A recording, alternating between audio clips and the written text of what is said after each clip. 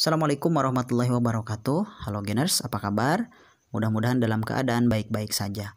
Di video kali ini saya akan membahas tentang sistem pencernaan hewan ruminansia atau pemamah biak.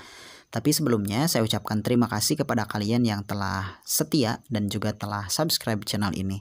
Untuk saat ini Gen Channel sudah disubscribe oleh 14.000 subscriber lebih ya. Dan mudah-mudahan bisa terus bertambah dan tentunya bisa memberikan manfaat bagi kalian semuanya. Sebagaimana disampaikan di awal tadi, saya akan menjelaskan tentang sistem pencernaan pada hewan ruminansia atau pemamah biak. Salah satu contoh untuk hewan ruminansia ini yaitu sapi, kerbau, domba, atau bisa juga kambing ya. Karakter pertama pada hewan ruminansia ini bisa kita temukan pada susunan gigi, tentu berbeda dengan gigi manusia ya. Nah, pada hewan ruminansia ini gigi serinya memiliki karakter yang khusus untuk menjepit makanan berupa rumput ya.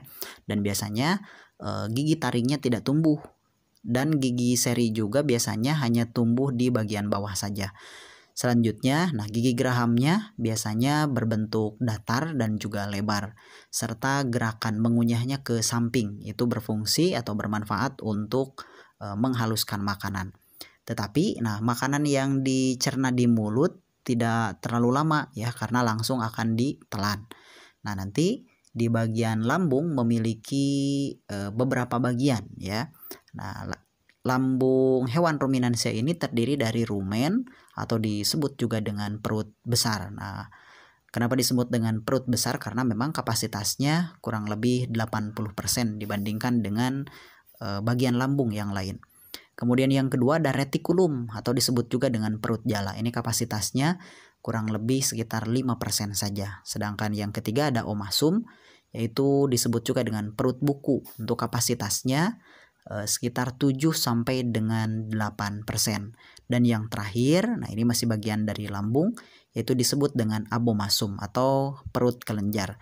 Nah, kalau untuk abomasum ini hampir sama ya dengan lambung pada manusia. Nah, ini untuk kapasitasnya sekitar 7 sampai 8%. Oke, jadi makanan yang dicerna di mulut tadi tidak lama dikunyahnya, tapi akan langsung ditelan dan nanti akan masuk ke bagian rumen ya melalui esofagus atau kerongkongan.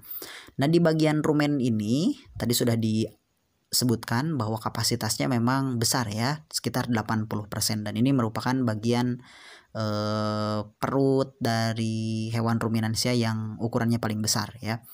Nah, di sini terdapat banyak bakteri dan juga berbagai jenis protozoa. Nah, bakteri dan juga protozoa ini berfungsi menghasilkan enzim-enzim yang berperan penting dalam sistem pencernaan. Di antaranya yaitu ada enzim selulase.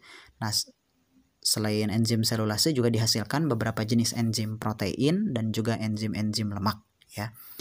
Nah, di sini terjadi proses fermentasi sehingga terjadi proses simbiosis mutualisme antara bakteri dan protozoa yang terdapat pada saluran pencernaan ini dengan hewan ruminansia itu sendiri ya. Jadi saling menguntungkan. Selanjutnya, makanan setelah difermentasi di bagian rumen akan bergerak menuju ke retikulum.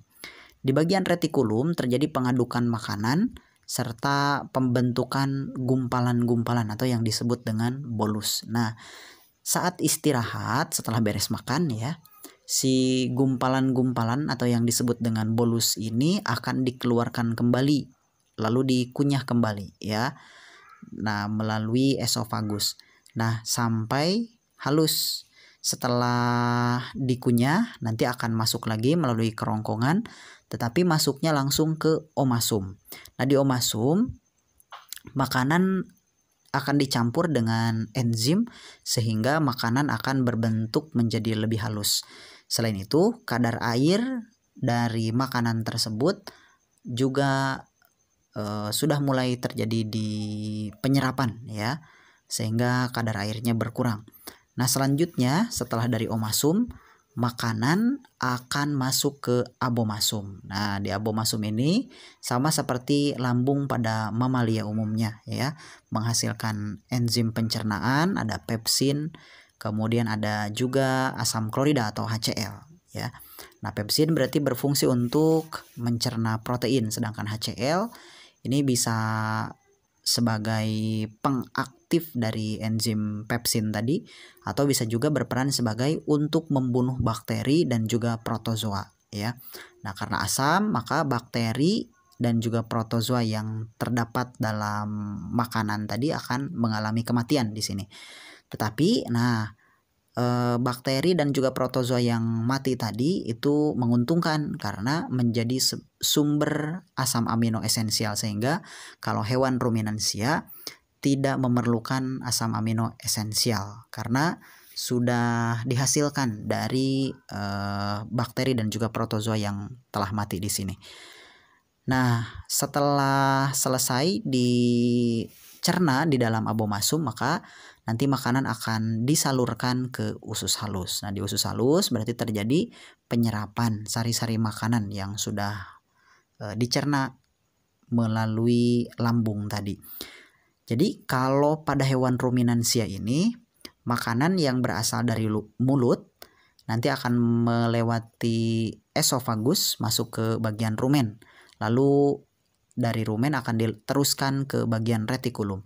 Nah, dari retikulum akan kembali ke mulut untuk dicerna supaya lebih halus lagi. Nah, dari mulut nanti akan masuk ke bagian omasum.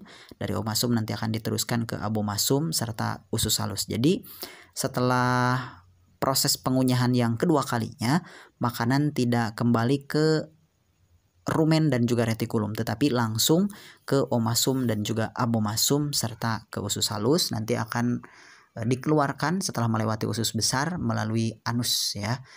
Nah, jadi itu proses pencernaan yang terjadi pada hewan ruminansia. Nah, semoga memberikan pencerahan mengenai sistem hewan ruminansia atau pemamah biak. Terima kasih. Wassalamualaikum warahmatullahi wabarakatuh.